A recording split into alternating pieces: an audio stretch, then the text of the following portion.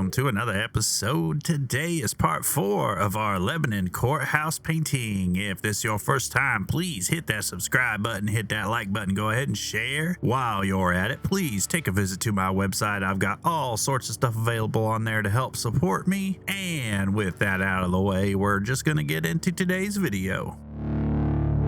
So the object of today's video is to just continue on doing these edges on this building. We are going to be defining them a lot more, correcting some angles, and just generally putting in a lot more detail. We are going to be using steadily smaller brushes and just the same palette that we used before, which is just the Mars Black, Titanium White, a little bit of Yellow Ochre, and Raw Umber. That gives it that little bit of antique-ish sort of tinge to it. And like I said, we're just going to continue doing these lines, keeping them crisp and clean and defining them a lot more and putting in a lot more detail.